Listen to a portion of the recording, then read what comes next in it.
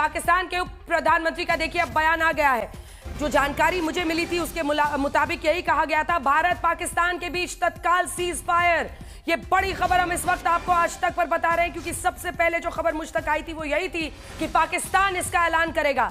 पाकिस्तान ने आखिरकार इसका ऐलान खुद किया है। पाकिस्तान के उप प्रधानमंत्री का ये बड़ा बयान है जिसमें वो खुद सीज फायर का ऐलान कर रहे हैं। और आखिरकार पाकिस्तान ने जो तत्काल सीज फायर का ऐलान किया है वो पूरी दुनिया के सामने एक तरह से बहुत बड़ा कमिटमेंट है। लेकिन जाहिर तौर पर इधर से उधर मुकरे ना, इसीलिए डिप्लोमेटिक अंदाज में अमेरिका ने ट्वीट जरूर किया, डोनाल्ड ट्रंप ने ट्वीट जरूर पहले कर दिया, पोस्ट एक्स पर डाल दिया।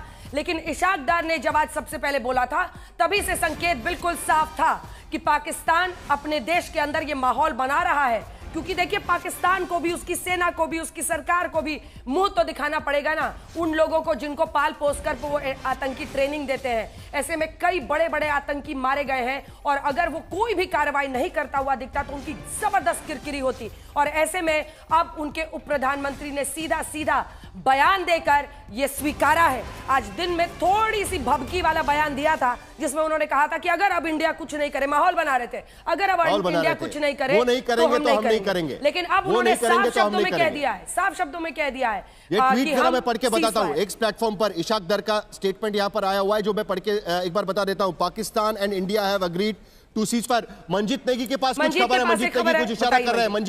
मंजीत क्या जानकारी आपके पास? मंजीत देखिए, मैं अब आपको एनएसजी डोभाल के हवाले से इस खबर की पुष्टि कर सकता हूं पूरी तरह से कि अब थोड़ी देर बाद इसी बात को लेकर प्रेस कॉन्फ्रेंस की जा रही है। मेरी उनसे बातचीत हुई है और उन्होंने कहा कि पाकिस्तान के साथ जो संघर्ष विराम की खबर है वो बिल्कुल सही है। पिछले 2-3 दिनों से एक मिनट जरा एक बार फिर लोगों को जानकारी दे दे। मंजीत नेगी जानकारी दे रहे हैं कि एनएसए अजीत डोभाल के साथ में उनकी बातचीत हुई है और इस पूरे मामले की पुष्टि अजीत डोभाल के तरफ से की गई है। मंजीत नेगी आपकी जानकारी क्या है, जरा एक बार फिर से बता दीजिएगा।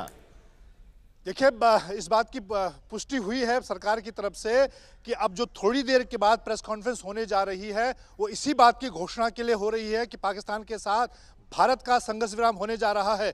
एनएसए ऑफिस के सूत्रों से, सरकार के सूत्रों से इस बात की पुष्टि हुई है कि लगातार एनएसजी डोभाल, एस जयशंकर, अमेरिकी प्रशासन अपने जो काउंटर पार्ट है उनके साथ पिछले कई राउंड की बातचीत में संपर्क में थे। और उसके बाद जब अमेरिका का पाकिस्तान पर भी दबाव बना और भारत ने अपनी शर्तों पर इस संघर्ष विराम के लिए सहमति जताई है, प्रधानमंत्री को इसकी जानकारी दी गई। और हमने देखा पिछले 2 दिनों में जो बैठकों का दौर रहा है वो इस बात की तरफ संकेत करता है। और एक तरह से भारत के जो अपने टारगेट थे, जो आतंकियों के खिलाफ ऑपरेशन था, उसमें जो पूरी तरह से कामयाबी मिली। हमने देखा थोड़ी देर पहले सरकार की तरफ से, खुफिया एजेंसियों की तरफ से उन 5 आतंकियों की भी लिस्ट जारी की गई जो हमारे टारगेट पे थे।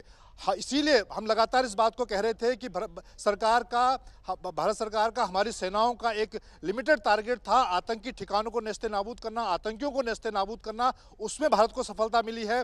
और उसके बाद भारत ने लगातार इस बात को कहा साहिल कि हम किसी भी मिलिट्री या जो सिविल संस्थान है उनको नुकसान नहीं पहुंचाना चाहते। और अब जिस तरह का पाकिस्तान पर अमेरिका का दबाव बना, पहले बड़ी बात साहिल, एक सेकंड साहिल, बहुत सारी बातें आ रही हैं जिसमें मई 7, 2025 को भारत ने जो ऑपरेशन सिंदूर लॉन्च किया पाकिस्तान के खिलाफ, वो एक लैंडमार्क ऑपरेशन था जिसमें हमने जैश और लश्कर के ऑपरेशंस को नाकाम किया, हमने उनके हेडक्वार्टर्स को अटैक किया। और अगर आप देखें तो ऑपरेशन सिंदूर शायद फर्स्ट जॉइंट ऑपरेशन है 1971 की जंग के बाद जिसमें तीनों ही डिफेंस के जो ब्रांचेस हैं, आर्मी, इंडियन एयर, जल, थल, वायु, तीनों ने ही मिलकर कोऑर्डिनेटेड तरीके से काम किया है और जैश ए मोहम्मद और लश्कर के लीडरशिप को पूरी तरह से तबाह करने में हम कामयाब हुए हैं। इसी के साथ जो पहला हमारा ऑपरेशन था, ये जानकारियां तमाम जिसको समेट कर अब हम अपने दर्शकों को बता सकते हैं, क्योंकि अब सीज फायर का ऐलान हो गया है। चाहे वो स्कैल्प हो, चाहे वो हैमर हो, इन मिसाइल्स का इस्तेमाल करके पहले ही दिन हमने इतनी गहरी चोट की कि जमीन से पाताल के नीचे तक जो लश्कर के ठिकाने थे, कोई सोच नहीं सकता था कि हम बहावलपुर में जाकर इस तरह से से आतंकी ठिकानों को मार गिराएंगे। हमने अपने सेना की कार्रवाई के जरिए इन तमाम ठिकानों को तो मार गिराने में ही हमने बड़ी कामयाबी हासिल की, लेकिन इसी के साथ साथ अगर आप देखिए तो प्रधानमंत्री नरेंद्र मोदी ने रात से सबसे इस ज्यादा पूरे मामले को गंभीरता लेकर बिल्कुल इस बात पर जताई थी जब 25 भारतीय और एक नेपाली नागरिक की पहलगांव के आतंकी हमले में मौत हुई थी।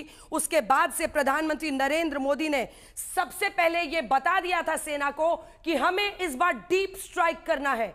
यह बहुत बड़ी बात मैं आपको बता रही हूं कि प्रधानमंत्री का सीधा निर्देश था आर्मी को पहले ही दिन से कि हम डीप स्ट्राइक करेंगे इस बार, और हम आतंक के ठिकानों को टारगेट करेंगे। हम लॉन्च पैड्स को नहीं, हम पीओके में सिर्फ नहीं, हम इस बार सीधा जाएंगे आतंक के हेडक्वार्टर्स पर। ऑपरेशन सिंदूर को लेकर प्रधानमंत्री ने देश से जो वादा किया था उस वादे को उन्होंने निभाया है, चाहे वो मुरीद के हो, बहावलपुर हो, और जाहिर तौर पर पाक ऑक्यूपाइड कश्मीर में भी जिस तरह के हमले हुए थे वो सब हमने दिखाया था। ऑपरेशन सिंदूर के तहत जो नो टेरर हब्स थे उसको हमने डिस्ट्रॉय किया, और जो यूएन डेजिग्नेटेड आतंकी हैं हाफिज सईद जो कि अलकायदा से भी लिंक्ड है, ओसामा बिन लादेन से लिंक्ड है, जहां की फंडिंग से वो पूरा स्ट्रक्चर बना हुआ है, हमने मुरीद के में उस स्ट्रक्चर को गिराया था।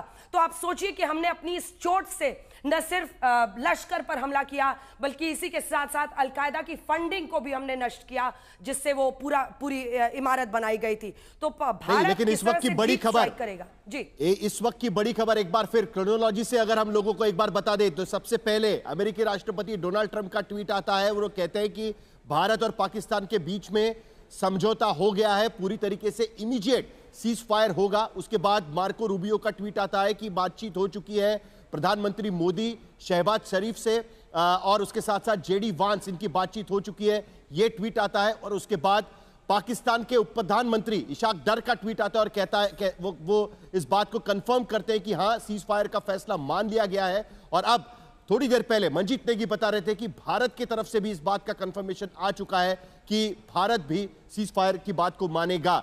यानी इसका मतलब यह है कि हर रात को जिस तरीके से 8:30 बजे के बाद पाकिस्तान की तरफ से लगातार गलत तरीके से जो मिसाइल दागे जाते थे, जो ड्रोन्स छोड़े जाते थे, वो कहीं ना कहीं रुक सकता है। अंजना, कुल मिलाकर 7 तारीख से यह सिलसिला शुरू हुआ था। पिछले 4 दिन से हम लगातार देख रहे हैं कि आसमान में भारत और पाकिस्तान के बीच में युद्ध चल रहा है। आपने एक क्रोनोलॉजी यहां पर रखी है कि किस तरीके से 22 तारीख को जो पाकिस्तान से उकसाया गया उसका जवाब भारत ने देना शुरू किया, उसके बाद से मामला शुरू चुका है।